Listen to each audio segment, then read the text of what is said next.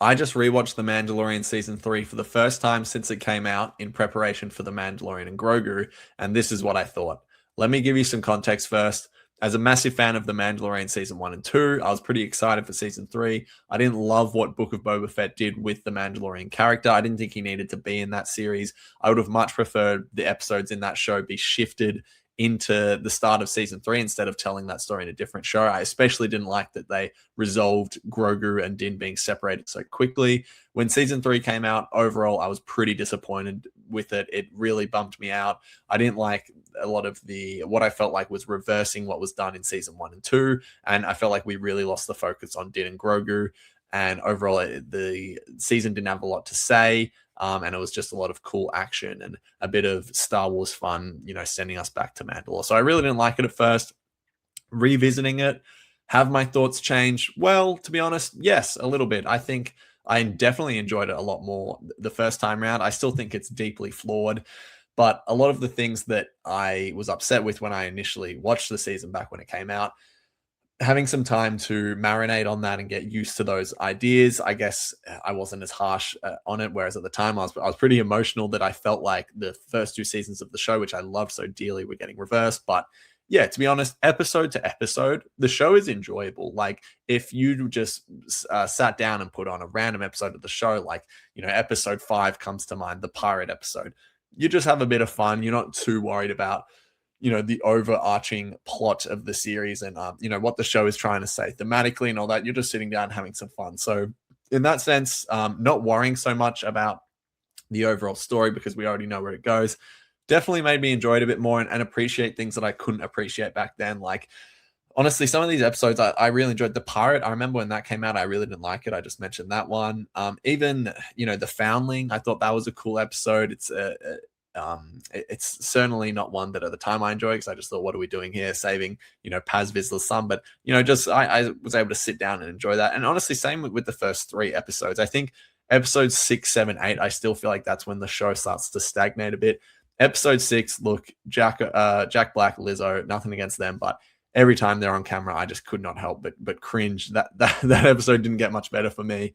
Although to be honest, it did a little bit outside of those scenes with Jack Black and Lizzo. I did sort of enjoy that one, I guess. Again, it wasn't doing a whole lot, but it was sort of just a fun, quirky Styles adventure. And then chapter 23 and chapter 24.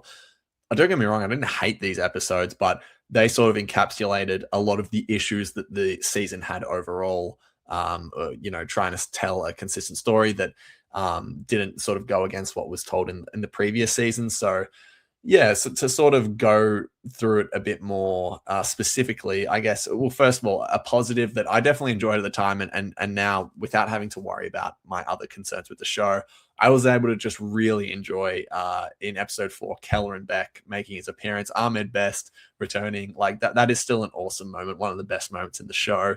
It was a great surprise at the time, and it was still super enjoyable now. So that's certainly something I like. But I guess the biggest issue that I still have with the show, especially season 3, I love The Mandalorian. Season 3 is has issues obviously, but I guess I loved what it was trying to say about like the message of uniting as a community and all the Mandalorians coming together and setting aside their differences. That's great. I love that, thematically, but the execution wasn't quite there.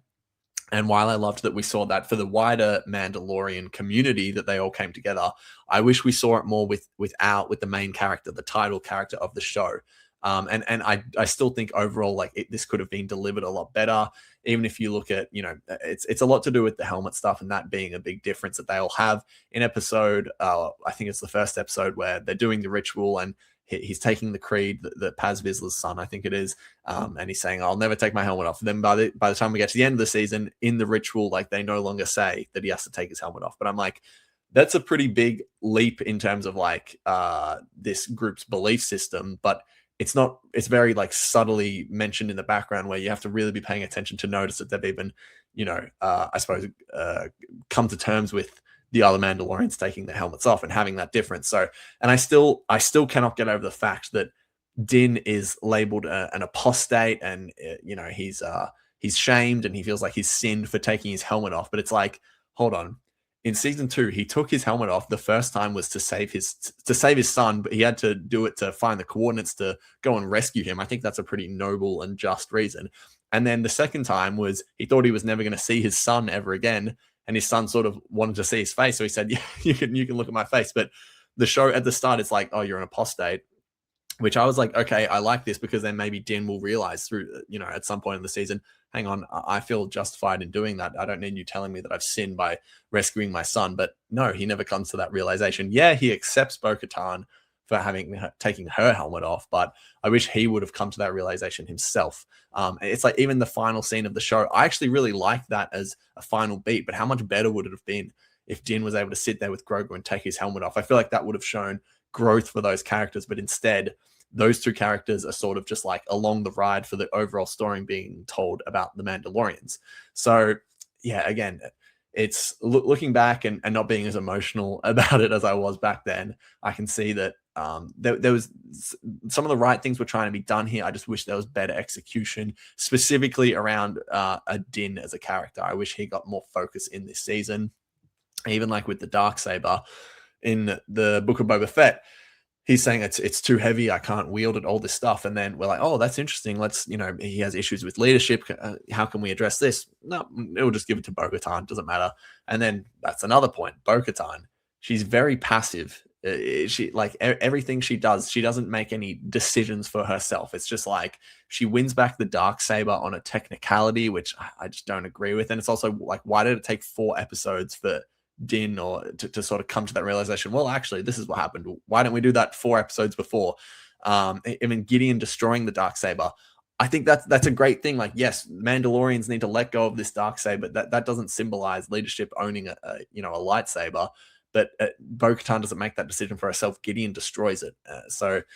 Even and then taking her helmet, she kind of joins the Creed for 2 episodes. But then, and you're waiting for that moment where she's like takes her helmet off and says, "No, like, this is not what I believe," whatever. But the armor is the one that tells her to take her helmet off. So, her character, again, trying to do a lot of the right things, but it just didn't land well. I didn't like the delivery of a lot of these things. Even Moff Gideon, he just escapes off camera. We don't get anything of him. But for all we know, it didn't even matter that he was captured, because the next time we see him, he's just back to doing what he does. So again, that one was super frustrating. So yeah, overall, I just feel like we got away from the personal story of Din and Grogu. I still stand by like a lot of those critiques. But however, it didn't frustrate me as much as it initially did, I guess, partly because I just knew what I was in for, whereas it was happening in real time when I was watching it for the first time, obviously hoping that it would go a different direction, and it didn't. And a lot of the issues, I suppose, stem from the Book of Boba Fett, because I wish the Book of Boba Fett was what the title suggests it is, but instead it's like sort of the Mandalorian season 2.5. I just wish they had have saved that story for this season and been able to told a more detailed story without having the complications of that. It wouldn't have felt like, oh, we just get back first episode from the emotional ending of season 2 and Grogu's already there. So I guess, again, a lot of my criticisms still stand, but it's certainly a more enjoyable watch than I remember it being, because knowing what happens and sort of just having acceptance of that and coming to peace with it, I can just sit back and enjoy some of these episodes. Like I said, that I don't love all of them, but the pirate actually really stands out to me. I know I've already mentioned that one twice, but that was one where I was like, okay, I can just sit back and have this fun. There's cool moments throughout. I don't love that they bring IG-11 back. I just think, he had this great sacrifice, and it's like, no, let's just rip the statue down. And then even Grogu in it, like, yeah, again, a lot of little issues here and there.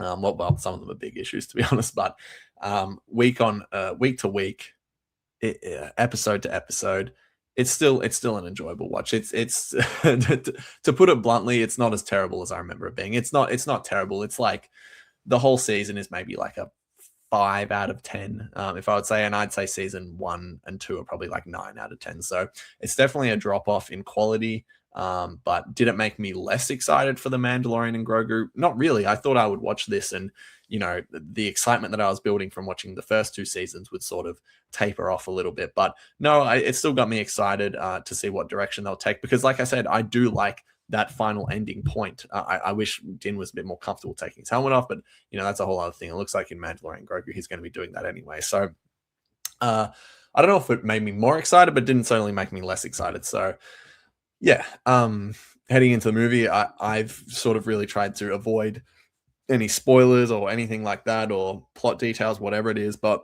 I like where the Mandalorian season 3 leaves off. I think it's a good picking up point for the movie. You know, I'm not someone that was desperate for this movie to happen. But now that it's edging closer to release, I'm going to go see it in about 48 hours from recording this video. You know, I'm pretty excited. And yeah, season 3, it's not perfect. It's far from it, but it's got some enjoyable things in it. Revisiting it, I'm glad I revisited it, because I'm probably not going to look back on it as negatively as I once did. In saying that, yeah, I think you all get the idea of of how I feel about it. So if you're someone that felt the same way as me, I would recommend rewatching it, to be honest, and seeing how you feel now. So there's some good highlights. Even episode 19, that the convert. Yeah, it's a little weird that Mando's barely in it, but I liked that episode. I thought it was cool. Went to Coruscant, got to know oh man, the name's slipping my mind, but the clone scientist. Got to know him a little bit more. So yeah, that's sort of how I've felt revisiting the Mandalorian season 3. Obviously, it would be if I'm going to rank the seasons, it's probably season 1, season 2, season 3. Season 1 and 2 can be interchangeable, though I love both those seasons. But yeah, that was that. No Mike on today's little short episode. He's still rewatching season 3 because he's watching the movie like a few days after me, so he's sort of timing his run there a little bit with his rewatch. But yeah, did the Mandalorian season 3 age well? Kind of, not as badly as I thought it would. So that's that. The next video on the channel will probably be me again giving my first reaction to the film. And then maybe 5 years later, I'll be making a video like this on how it aged. So yeah, thanks for watching. Please leave a like and a comment. Do you agree with me? Do you disagree? I'd love to know. May the force be with you. And we'll see you in a couple of days with my reaction to The Mandalorian and Grogu.